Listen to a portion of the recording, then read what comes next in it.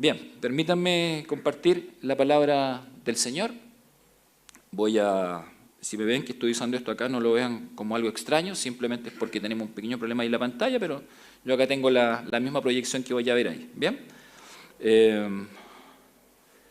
por ahí está, dice ahí una nueva vida en Cristo, dando pasos de fe. Está basado en el pasaje que leyó nuestra hermana Cristina, así es que no lo voy a leer completo, sino que voy a iniciar, ¿cierto?, con el análisis del pasaje en sí. Solamente me voy a remitir a leer unos primeros versículos y después a ir mirándolo paso a paso. Hay un aspecto que hemos analizado las semanas previas, al menos desde marzo en adelante, que tiene que ver con la obra de Cristo en la vida de todos nosotros, con la obra de Cristo en la vida de una persona y cómo esta obra del Señor, preciosa, profunda, única, transforma el ser, pero también a partir de esa transformación, de traer una respuesta completa y plena a la vida del ser humano, también invita a dar pasos concretos a partir de esa obra en el corazón, ¿cierto? Esa transformación en el espíritu tiene consecuencias prácticas, consecuencias en la vida diaria, y hoy vamos a mirar uno de esos pasos, una de esas consecuencias, como es la conversión, como es el bautismo, ¿cierto?, que se desprende obviamente de la obra del Señor en nuestras vidas. Así es que voy a leer solamente, me voy a saltar aquí algunas secciones, esta, y ahí sí, nos vamos a quedar con la primera parte solamente. Dice allí, un ángel del Señor habló a Felipe diciendo, levántate y ve hacia el sur por el camino que desciende de Jerusalén a Gaza, el cual es desierto.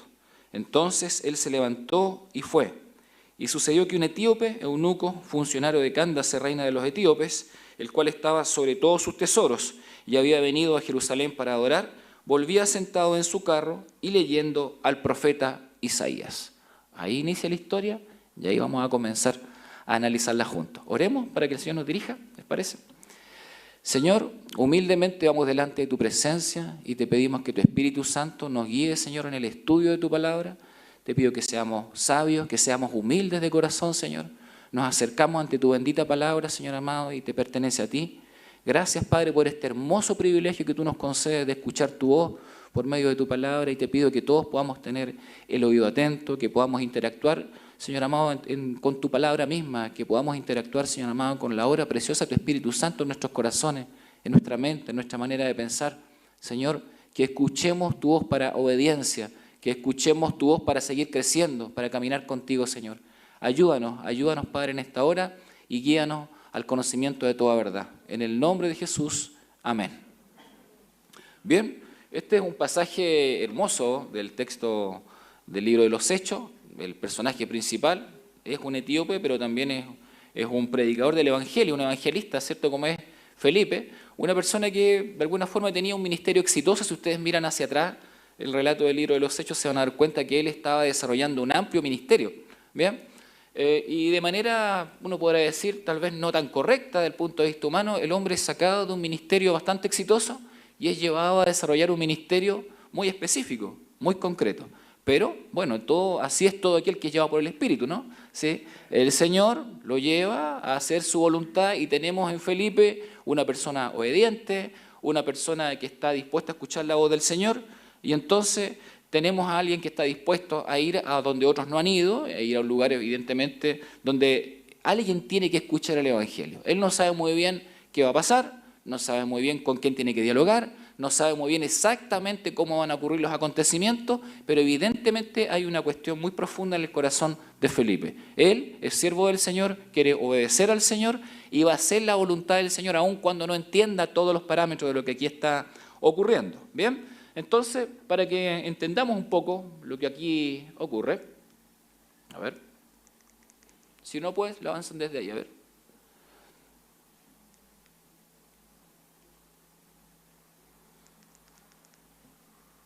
¿Relleno? Siempre me hacen señas raras, por eso. ¿Ahí sí? Ahí sí. Ya. Vamos a ver, ¿verdad? Sí, funciona. Ahí está el mapa de aquel tiempo y me dijeron que tenía lucecitas, esto sí que lo vamos a usar. A ver, ¿funciona? ¿Se ve o no? Hoy que estamos modernos, ¿eh? Sí, claro. Sí. ¿Qué nivel? Bueno, para que nos situemos un poco en la historia donde ocurre esto. Estamos hablando allá de la tierra de Israel en aquel tiempo. Esto es Egipto. Y acá está Etiopía en aquel tiempo, ¿no?, que era un reino, un imperio bastante más grande de lo que es ahora. Ocupa ocupaba en aquel entonces lo que hoy es parte de Sudán, Eritrea también, la zona sur de Egipto. Así es que tenemos a Jerusalén, que estaba por esta zona, y Gaza, que ya creo que todos saben dónde está, ¿no? Tenemos lamentablemente noticias tan tristes de todo lo que está ocurriendo en toda esa zona. Entonces es un camino justamente de Jerusalén a Gaza, ¿bien? Que era una ciudad en aquel tiempo más hacia la costa, porque la Gaza más antigua había sido destruida. Entonces habían dos caminos, un camino hacia la Gaza de la costa y un camino hacia una Gaza, que era una ciudad ya destruida, que estaba en una zona más desértica. Lo que nosotros entendemos del texto bíblico es que se refiere más bien al segundo camino, ¿bien? Hacia la Gaza que ya estaba destruida y que era un camino más desierto. Entonces tenemos a este etíope que había ido a Jerusalén. Para que tengan una idea, la ruta era por acá, ¿cierto? Bajaba por el borde del Nilo, porque había que ir por los lugares donde había agua. Y tenemos entonces a una persona que tenía que llegar acá hasta el imperio etíope. Así es que la ruta esa seguramente duraba algunos meses, unos 2 o 3 meses. ¿Bien? Lo que quiero hacer notar es que el viaje de esta persona es un viaje bastante esforzado y tiene un objetivo muy concreto. O sea, él va, dice ahí el texto bíblico, va a Jerusalén a adorar, ¿cierto? Entonces, ¿hay algún tipo de convicción? No, hay muchas teorías, pero bueno, él tenía un tipo de tradición y sentía una cercanía con el Dios de Israel, con el judaísmo, y entonces él se encaminó hacia Jerusalén. Por eso el texto nos aclara acá y nos dice que él se fue por este camino desierto y nos da algunas características, ¿no? ¿Estamos situados ahí? ¿Ya sabemos dónde estamos? ¿Sí? Excelente. ¿Dónde estamos? A ver. No, voy a empezar a preguntar. No. Bien. Y ahí está, de forma más específica, el mapa de aquel tiempo. ¿Ven? Por ahí está Gaza en la costa y por ahí está Jerusalén. Así que el camino descendía por aquí, un camino que iba por acá y otro que iba por este lado acá desde Hebrón. Pasaba Hebrón y daba la vuelta hacia allá. Así que muy probablemente fue por este lado que es donde era una zona más desértica y más abandonada. Seguramente a Felipe le llamó la atención que el Señor no lo mandara a la ruta más tradicional, que es donde iba la mayor cantidad de gente, y que lo mandara a una ruta con más dificultades, una ruta más desértica. Probablemente se preguntaría quién iba a usar esa ruta, ¿no? Por algún motivo también tenemos a este hombre, al eunuco, usando esa ruta. ¿Bien? El Señor lo sabe, el Espíritu de Dios lo sabe y lleva a Felipe exactamente al lugar donde se va a producir este encuentro. ¿Ya? Una zona desértica y que va a plantear una serie de desafíos, ¿cierto? Encontrarse con alguien en medio de una ruta donde aparentemente no hay muchas expectativas y no hay mucha esperanza. Pero el Señor quiere algo con esta persona. ¿Bien? Sabemos algunas cosas por el texto bíblico. Hay algunos antecedentes del etíope, lo dice ahí en ese pasaje. Lo primero que sabemos es que era etíope. ¿Qué les parece? Carlito, vamos a hablar después, Carlito. Obvio, lo primero y lo más importante que dice es que era etíope, ¿sí? Y eso puede parecer irrelevante, pero en realidad es bastante relevante, porque que un etíope en aquel tiempo fuera a adorar al templo es bastante particular, es extraño de hecho, ¿cierto? ¿Por qué tendría que hacer ese viaje de 2 o 3 meses para ir a participar de un tipo de encuentro espiritual que no le pertenece realmente a su tradición? O sea, algo hay en él, ¿cierto? Entonces, como etíope, él se encamina hacia una tierra que no le pertenece, porque obviamente nos empieza a decir la historia que hay algún tipo de necesidad en su vida y en su corazón que no está resuelta en el contexto donde él vive. Él está buscando una respuesta, es una persona en búsqueda, ¿bien? Así es que sí, ese etíope era eunuco, también lo dice el texto. Eso también es muy particular. Muchos de los funcionarios de aquel tiempo, sobre todo aquellos que servían en la corte del rey, terminaban siendo eunucos. ¿Se entiende lo que es un eunuco? ¿Cierto? Una persona castrada. A veces se practicaba esto para evitar que tuviese conflictos con la corte del rey, sobre todo con el harén, y no tuviese tentaciones. Entonces, para que la persona se enfocara específicamente en la función que le había sido asignada, entonces se le castraba y se le dejaba en esta función. Así es que era un eunuco. Eso también nos da a entender de que era una persona que tenía un objetivo específico en su vida, ¿ya? Había sido designado para una labor y evidentemente no se esperaba que él hiciera otra cosa. Él era como el ministro de Finanzas de Etiopía. ¿Ven? Dice ahí que estaba sobre todos los tesoros de la reina, ¿cierto? Funcionario, dice real, de Cándace. Cándace no es el nombre, Cándace era como el título, es como decir César, emperador, a eso se refiere, ¿bien? Cándace era como el título de la reina madre, porque de alguna forma el rey se le consideraba tan fuera de este mundo que él no se mezclaba en ninguna cosa mundana. Entonces, quien tenía que ver con los tesoros era la reina madre. Y acá dice el texto que él era funcionario de ella, ¿ven? De la reina madre, de la que estaba a cargo de los tesoros de la hacienda del imperio. Así que tenía un cargo muy importante. Probablemente si alguien en aquel tiempo hubiese querido tener un cargo relevante, más allá de la situación de ser eunuco, en realidad esto era algo muy, muy atractivo porque en realidad te ponía por encima de todos los tesoros del imperio. Y en el contexto en el que esto se desarrolla, obviamente estamos hablando de un cargo de alto prestigio y para lo que tenía que estar muy bien preparado. ¿Bien? Se entendía entonces que la persona tendría que tener su vida solucionada en muchos aspectos, pero él va a Jerusalén a adorar. Dice el texto que va a adorar, pero no dice necesariamente que haya logrado hacerlo. ¿Por qué? Porque había una ley contra los eunucos, ¿bien? Que pertenecía a una ley muy antigua, es decir, todo aquel que fuese eunuco no podía entrar al templo a orar. Entonces no sabemos si eso él lo sabía antes de ir o se enteró llegando allí.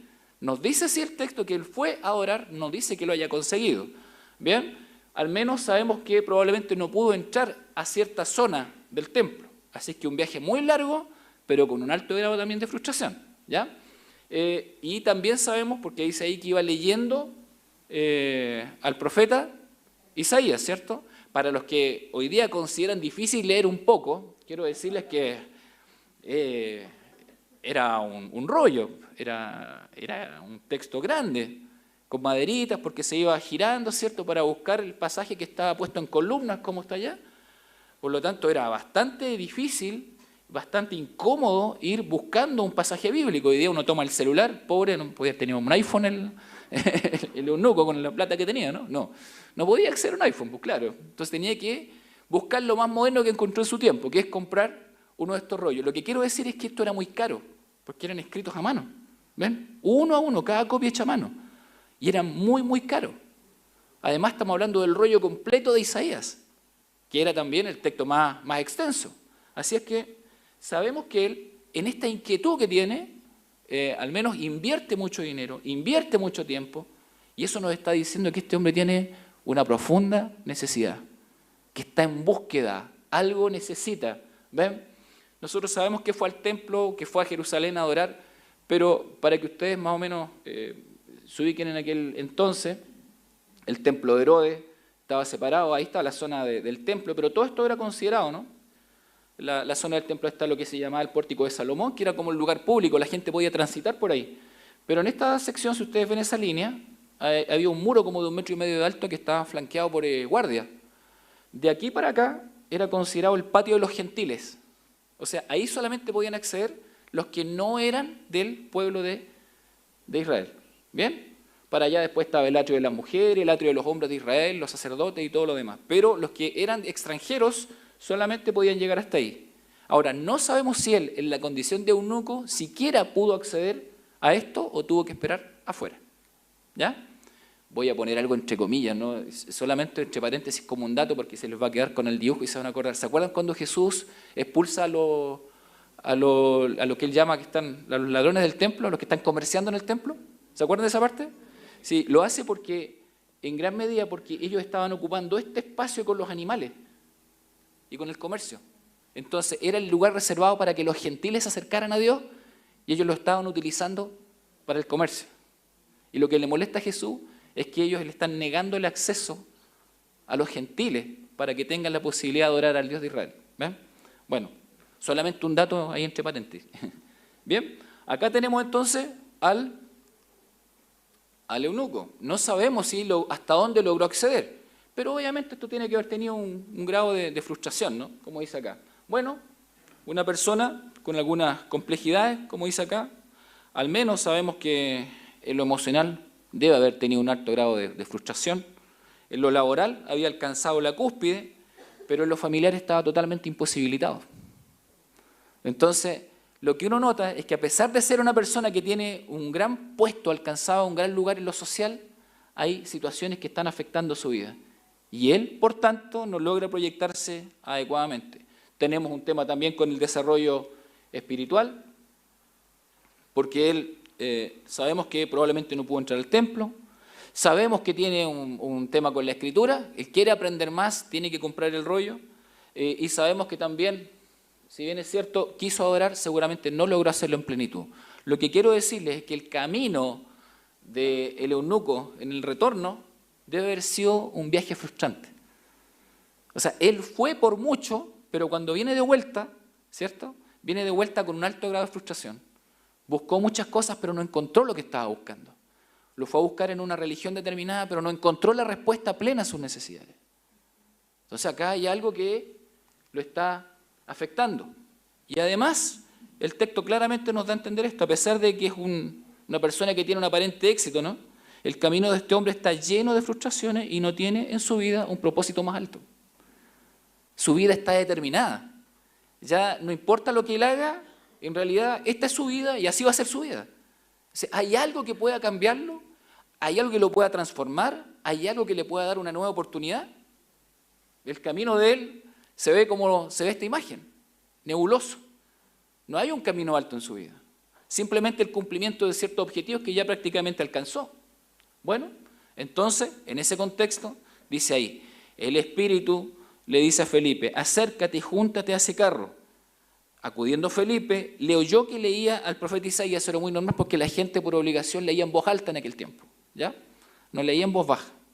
Entonces dijo, ¿pero entiendes lo que lees? Él dijo, ¿y cómo podré si alguno no me enseñare? Y rogó a Felipe que subiese y se sentara con él. ¿Se dan cuenta que él está en búsqueda? Él está buscando. No sabe por qué, pero está buscando y se da cuenta que no encontró las respuestas profundas que había ido a buscar allí a Jerusalén. Eso evidencia su necesidad, por supuesto, y la búsqueda de una salida. Lo primero es que acá, y lo que vamos a ver en el texto, es que quien le sale al encuentro es el Señor. Es el Señor el que toma la iniciativa. ¿Ven? El Señor tiene preparado un escenario, y es un escenario único. Le envía a una persona única en un contexto único para que este hombre encuentre la respuesta que realmente necesita. Él buscó en su fuerza, él buscó en sus recursos, él buscó desde sus capacidades, pero no encontró una respuesta. Porque probablemente ni siquiera entendía cuáles eran las necesidades verdaderas de su corazón. Pero un Dios que lo entiende, un Dios que lo ama, ese es el Dios que lo sale a buscar.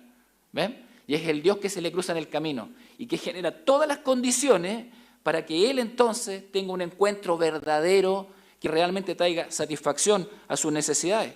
Bueno, aquí está él, ¿sí? Iniciativa divina. Ojo, se requiere instrucción, se requiere humildad.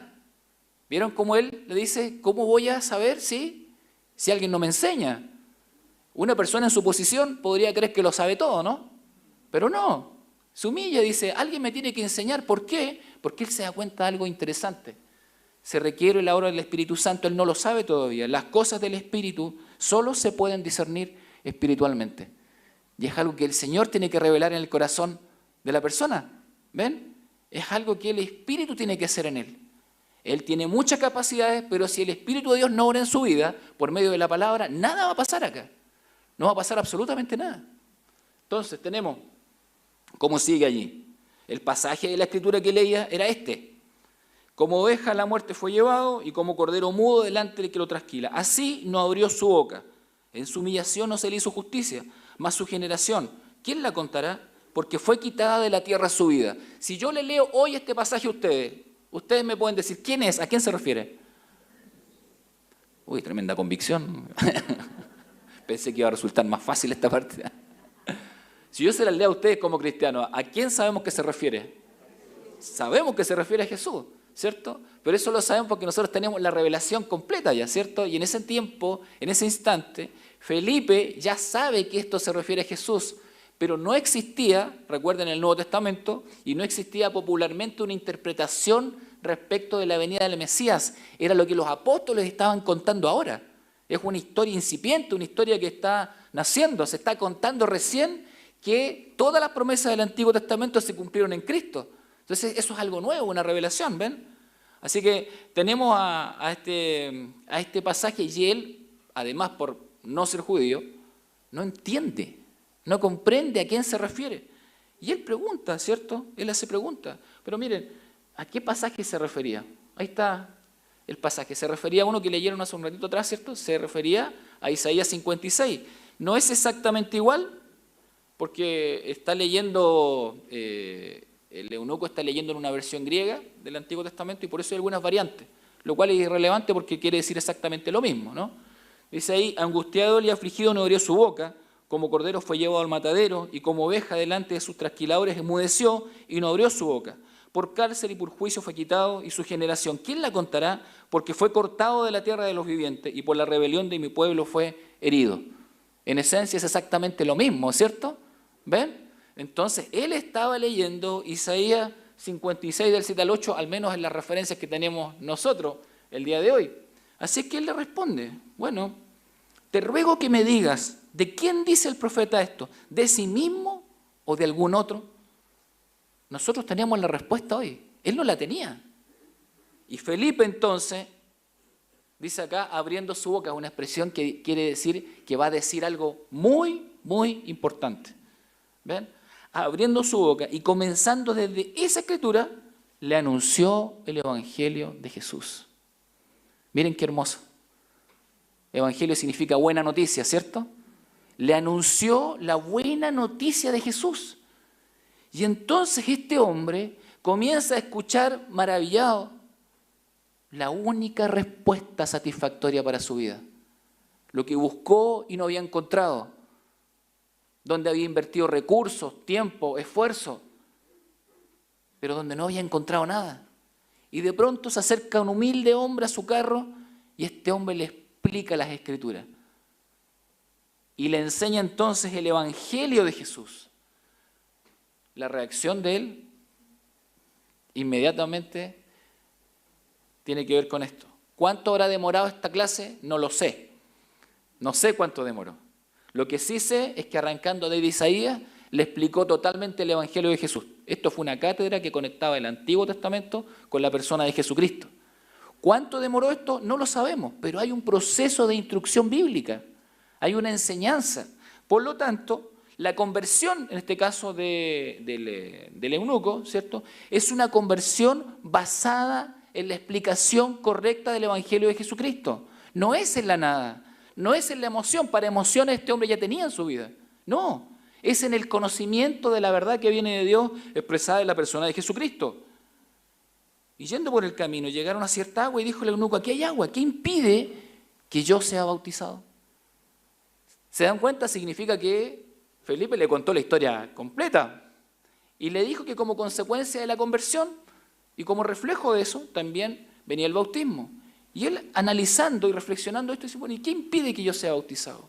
Bueno, Felipe le dice, si crees de todo corazón, bien puedes. Y respondiendo dijo, creo que Jesucristo es el Hijo de Dios. ¿Ven? Creo en Él, creo en Cristo, creo en Jesús. Conversión verdadera antes del bautismo. Y mandó parar el carro y descendieron ambos al agua, y Felipe y el eunuco, y le bautizó. Miren el paso posterior a la conversión.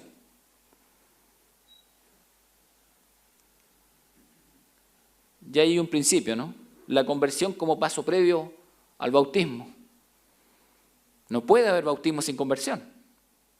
Por otro lado, el bautismo es como la respuesta lógica a la conversión.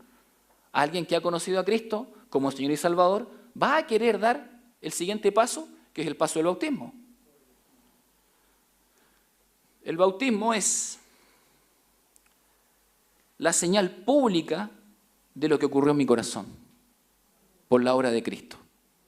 Es la señal pública. Saben que este hombre va en una caravana porque es funcionario real.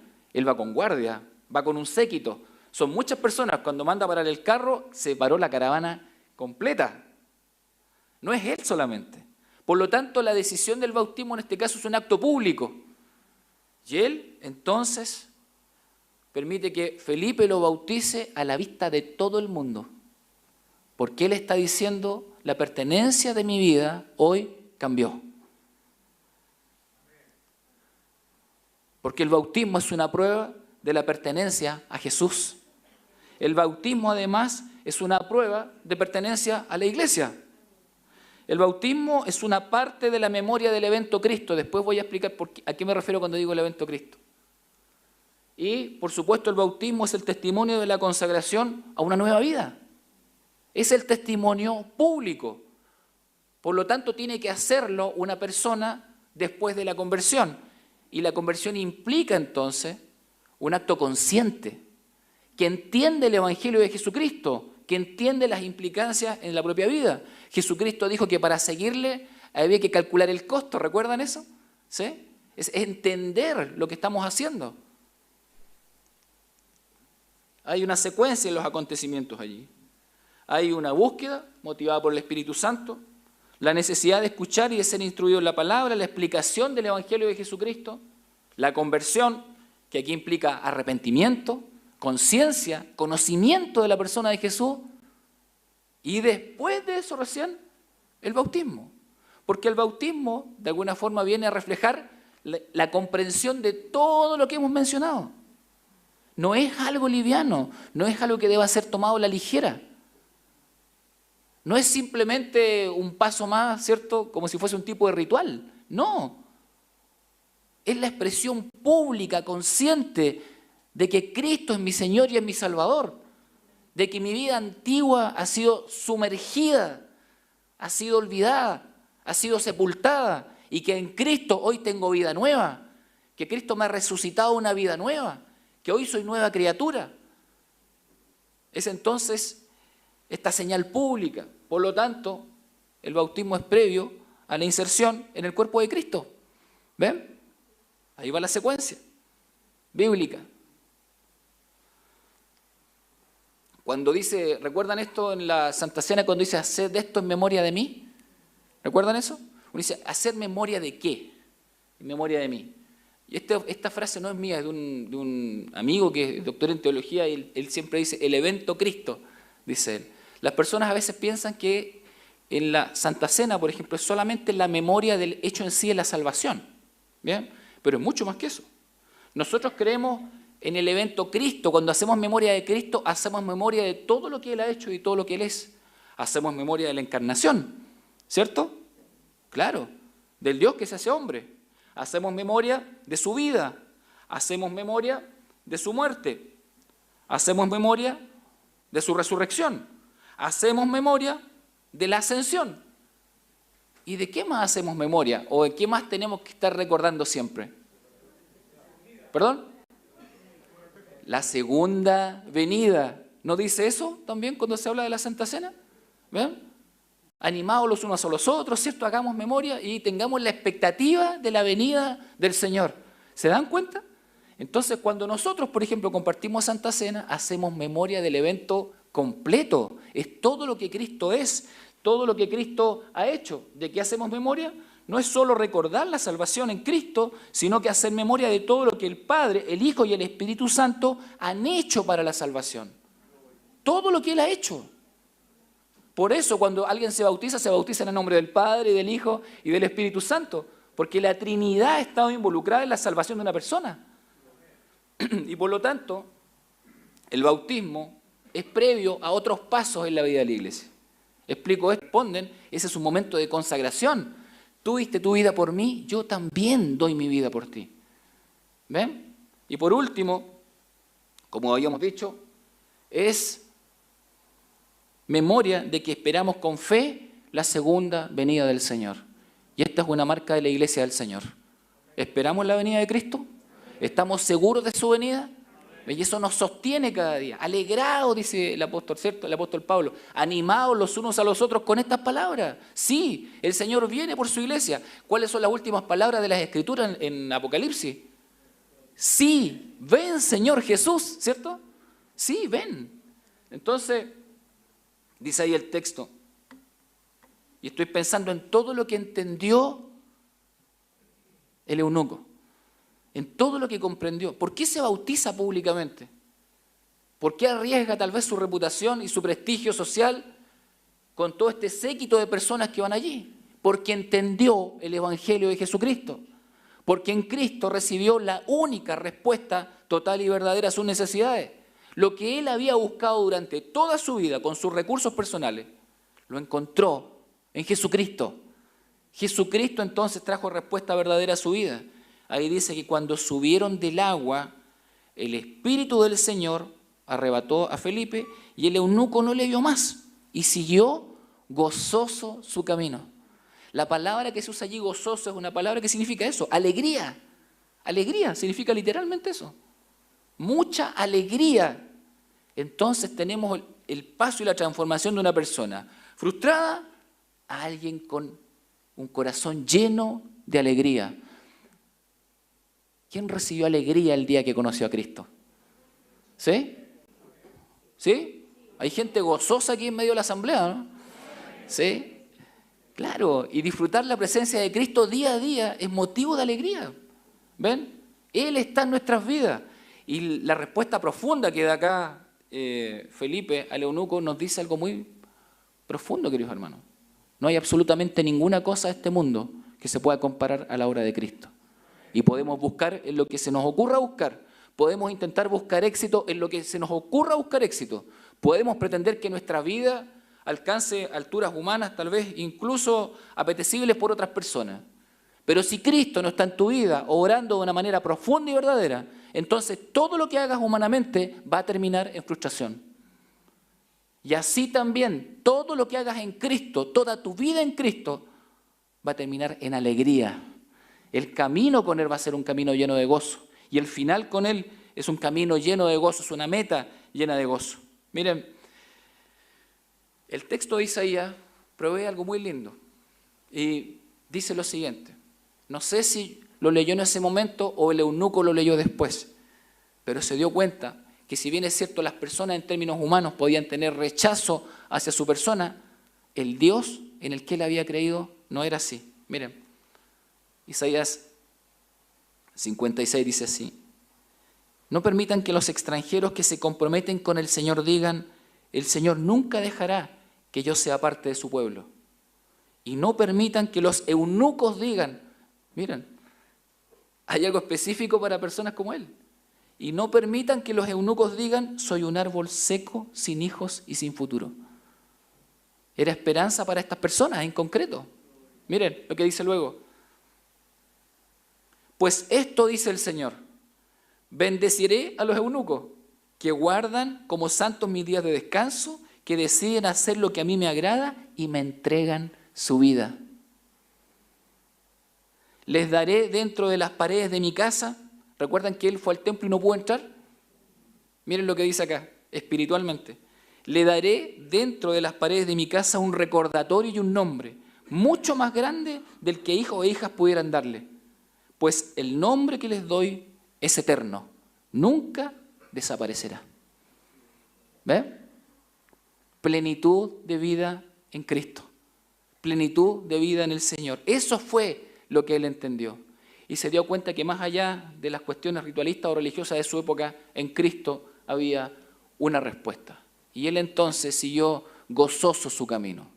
¿Cómo está tu camino hoy? ¿La respuesta que has recibido en Cristo como Señor y Salvador es suficiente en tu vida? ¿Es Cristo suficiente?